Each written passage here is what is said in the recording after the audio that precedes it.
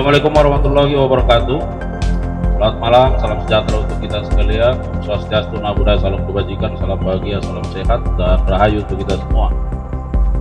Pak Direktur Penyidikan pada Jampitsus, Pak Kabit dan Pak Subdit, dan teristimewa buat rekan-rekan media yang kami hormati, kami banggakan. Yang pertama tentu kita bersyukur karena kita masih terus diberikan nikmat sehat. Yang kedua, kami berterima kasih kepada rekan-rekan media yang dengan undangan kami sudah selarut ini masih bersedia bersama kami untuk mengikuti rilis yang akan kami sampaikan. Rekan-rekan media, bahwa pada kesempatan yang baik ini Direktur Penyidikan pada Jampitsus akan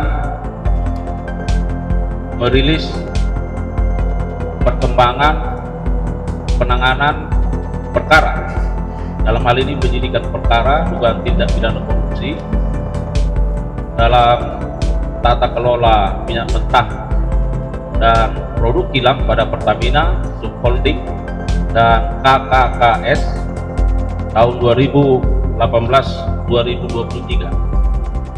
Rekan-rekan media, perlu kami sampaikan bahwa penyidik pada jajaran Jampitsus dalam perkara ini telah melakukan pemeriksaan terhadap setidaknya 96 saksi dan 2 orang ahli. Dan pada hari ini ada beberapa orang yang dipanggil dan dibawa oleh penyidik dan dilakukan pemeriksaan sebagai saksi di Kejaksaan Agung. Dan dari hasil pemeriksaan terhadap beberapa orang tersebut yang dilakukan oleh penyidik, maka penyidik berketetapan menetapkan 7 orang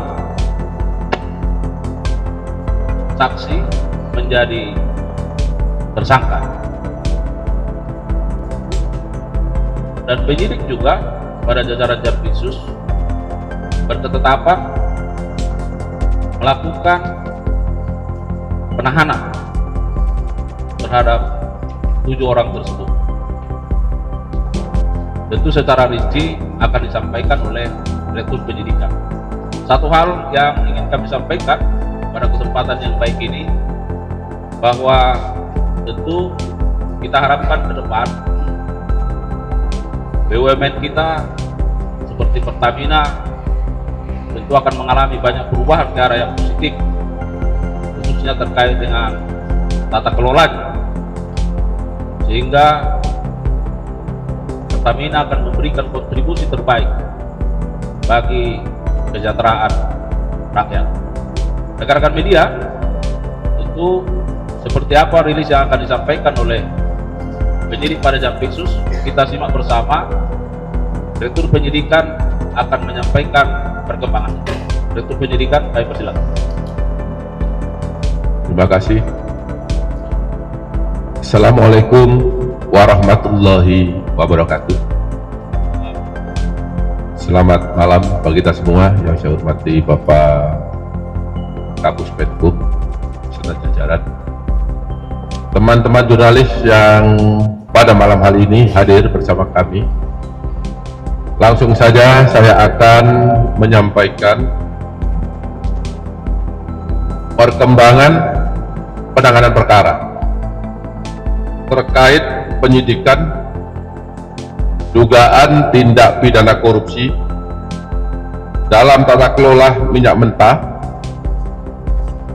dan produk kilang pada PT Pertamina Persero Subholding dan kontraktor kontrak kerjasama atau K3S tahun 2018 sampai dengan tahun 2003.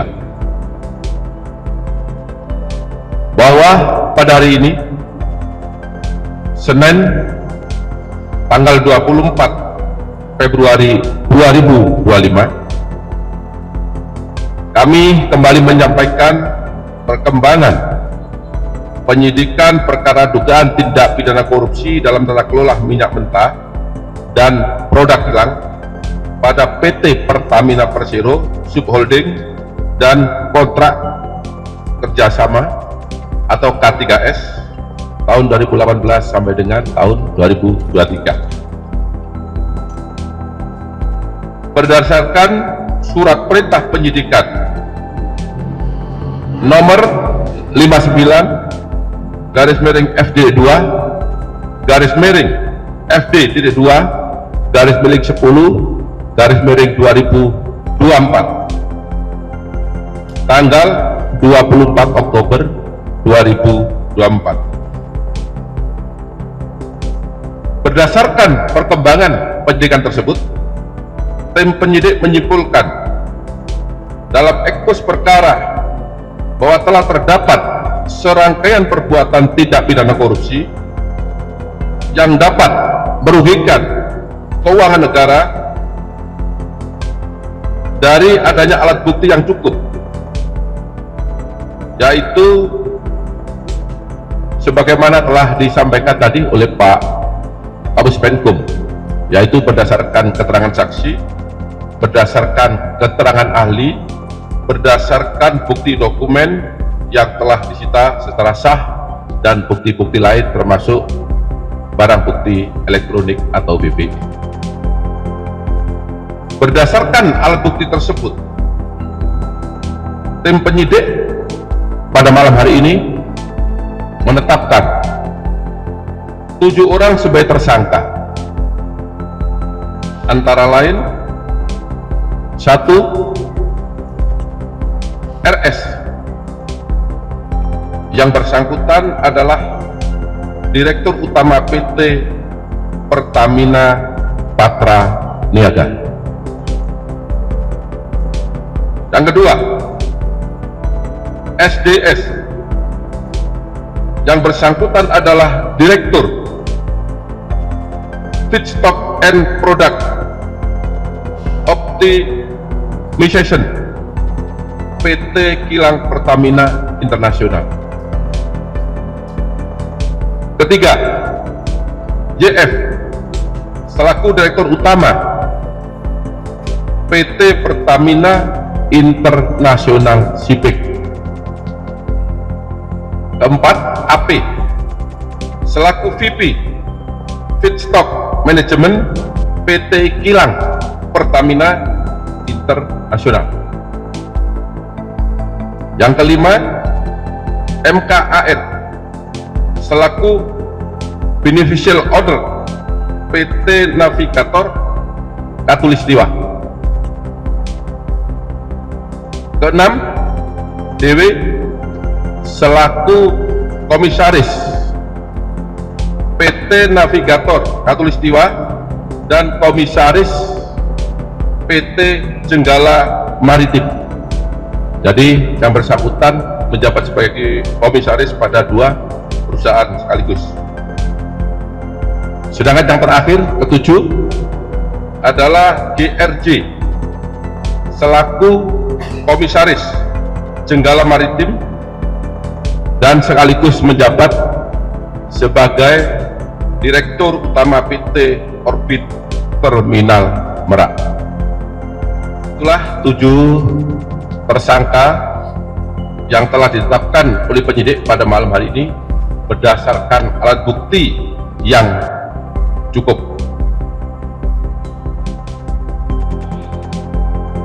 Kemudian setelah dilakukan pemeriksaan kesehatan dan yang bersangkutan dinyatakan sudah sehat, selanjutnya tim penyidik melakukan penahanan terhadap para tersangka 20 hari ke depan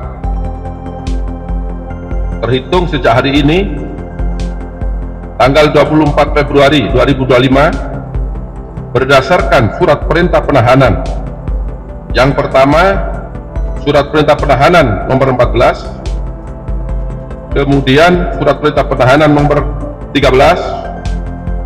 surat penahanan nomor 12, surat perintah penahanan nomor 15, Surat Perintah Penahanan nomor 16, Surat Penahanan nomor 17, dan Surat Perintah Penahanan nomor 18 garis miring F.2 garis miring FD.2 garis miring 02 garis miring 2025 tanggal 24 Februari 2025.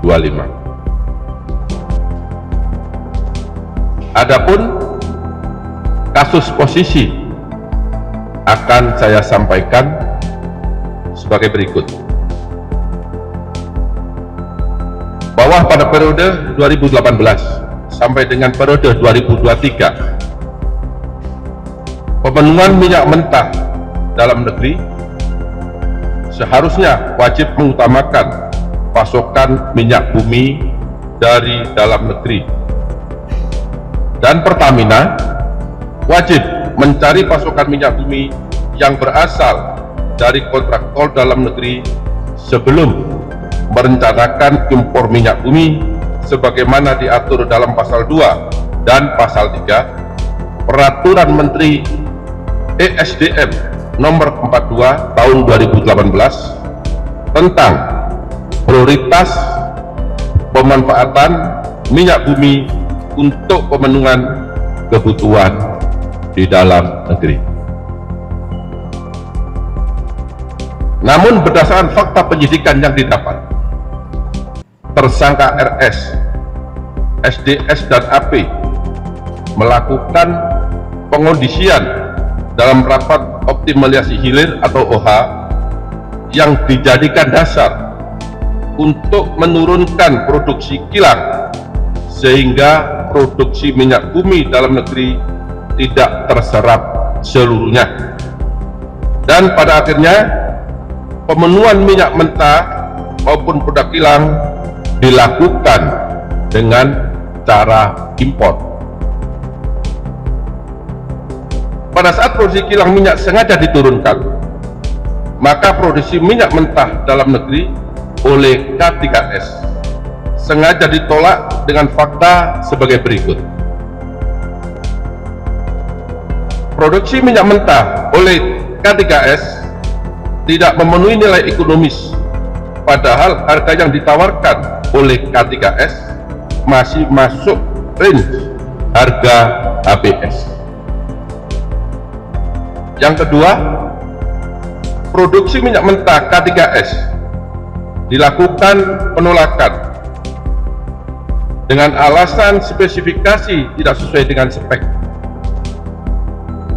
Namun faktanya minyak mentah bagian negara masih sesuai dengan spek kilang dan dapat diolah atau dihilangkan kadar merkuri atau sulfurnya. Jadi kerjasama antara pemerintah dengan pihak K3S, kontraktor kontrak kerja pelaksana ini, ada bagian minyak yang sebagian K3S dan sebagian negara atau Pertamina dengan kualitas yang sama berdasarkan persentase yang telah disepakati. Pada saat produksi minyak mentah dalam negeri oleh K3S ditolak dengan dua alasan tersebut, maka menjadi dasar minyak mentah Indonesia dilakukan ekspor. Jadi bagian K3S tadi karena ditolak dengan alasan tidak sesuai dengan spek, harganya tidak sesuai dengan APS, maka secara otomatis bagian K3S harus diekspor ke luar negeri. Untuk memenuhi kebutuhan dalam negeri, maka kilang Pertamina Internasional melakukan impor minyak mentah, dan PT Pertamina Patraniaga melakukan impor produk kilang. Harga pembelian impor tersebut apabila dibandingkan dengan harga produksi minyak bumi dalam negeri, terdapat perbandingan pembelian harga yang sangat tinggi atau berbeda harga yang sangat signifikan. Jadi saya perjelas, pada saat K3S mengekspor bagian minyaknya karena tidak dibeli oleh PT Pertamina, maka pada saat yang sama PT Pertamina mengimpor minyak mentah dan produk kilang. Selanjutnya, untuk kegiatan pengadaan impor minyak mentah oleh PT Kilang Pertamina Internasional dan produk kilang oleh PT Pertamina Patraniaga, diperoleh fakta adanya perbuatan jahat atau mens rea antara penyelenggara negara, yaitu tersangka SDS, AP, RS, dan JF bersama dengan demut atau broker, yaitu tersangka MK, DW, dan GRJ, sebelum tender dilaksanakan dengan kesepakatan harga yang sudah diatur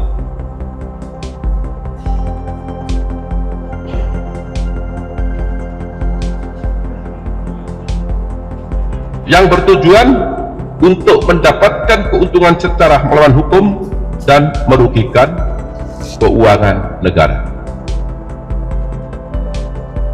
Permufakatan tersebut diwujudkan dengan adanya tindakan atau actus reus pengaturan proses pengadaan impor minyak mentah dan impor produk kilang, sehingga seolah-olah telah dilaksanakan sesuai dengan ketentuan dengan cara mengkondisikan pemenangan demut atau broker yang telah ditentukan dan menyetujui pembelian dengan harga tinggi melalui spot yang tidak memenuhi persyaratan, yaitu dilakukan dengan cara tersangka RS, SDS, dan AP memenangkan demut atau broker minyak mentah dan produk kilang secara melawan hukum.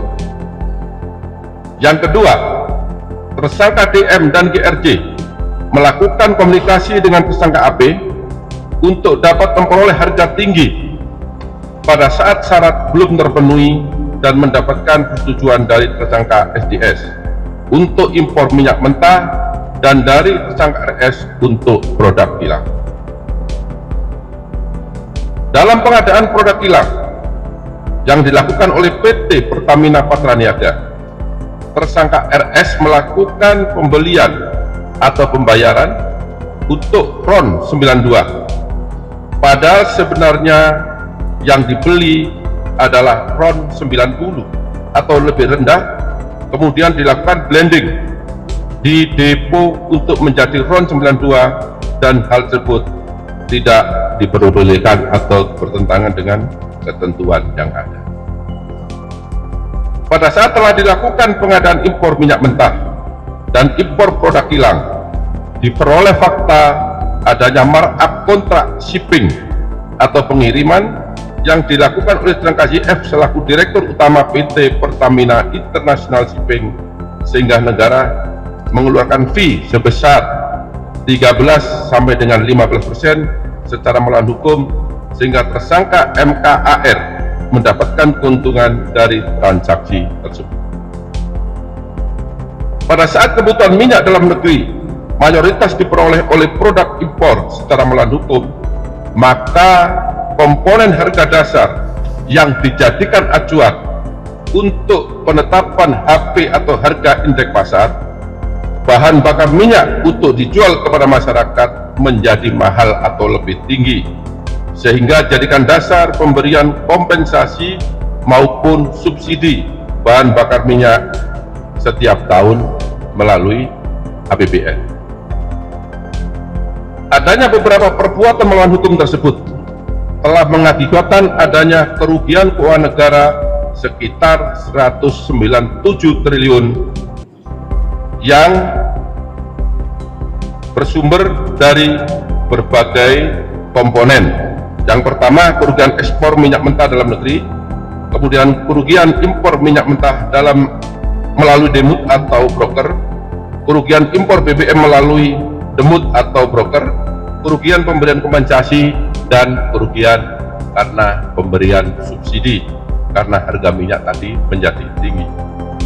Perbuatan tersangka melanggar ketentuan pasal 2 ayat 1, junto pasal 3, junto pasal 18 Undang-Undang Nomor 31 Tahun 1999, sebagaimana diubah dengan Undang-Undang Nomor 20 Tahun 2001 tentang Undang-Undang Pemberantasan Tindak Pidana Korupsi, junto pasal 55 ayat 1 ke 1 Kitab Undang-Undang Hukum Pidana.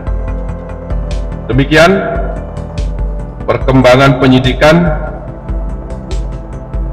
terkait dugaan tindak pidana korupsi dalam tata kelola minyak mentah dan produk kilang pada PT Pertamina Persero, subholding dan kontraktor kontrak kerja atau K3S yang dapat kami sampaikan. Apabila ada kata-kata yang kurang jelas, yang kurang berkenan, saya mohon maaf dan saya akhiri. Wabillahi taufiq wal hidayah. Wassalamualaikum warahmatullahi wabarakatuh.